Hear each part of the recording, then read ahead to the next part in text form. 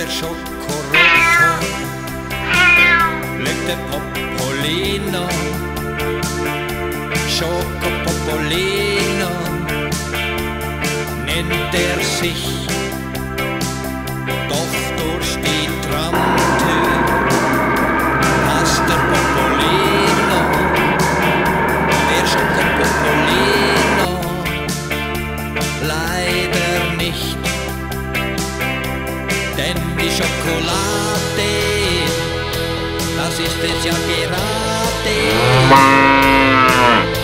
Zu viel davon ist einfach nicht gesund. Das ist aber schade, denn die Schokolade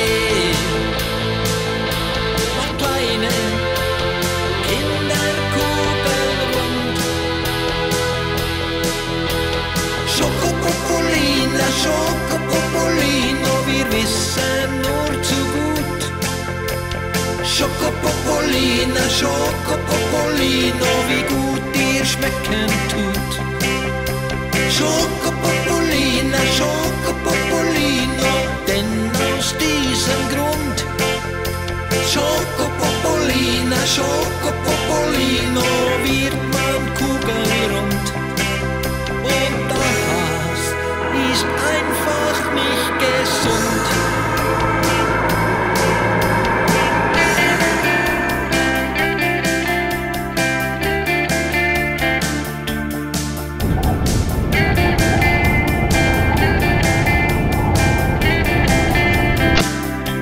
Der Schokorotto lebt der Popolino.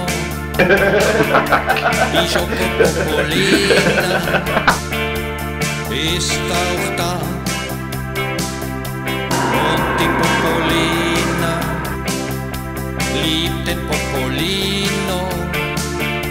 So sind die beiden jetzt ein Paar. Denn die Schokolade, das ist es ja gerade. Zu viel davon ist einfach nicht gesund. Das ist aber schade, denn die Schokolade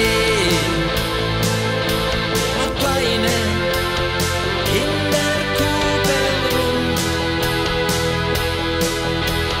Schokopopolino, Schokopopolino, wir wissen nur zu gut. Schokopopolino, Schokopopolino, wie gut dir schmecken tut. Schokopopolino, Schokopopolino, denn aus diesem Grund.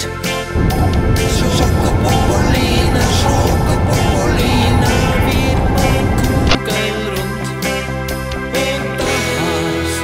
Ist einfach nicht gesund. Und das ist einfach nicht gesund.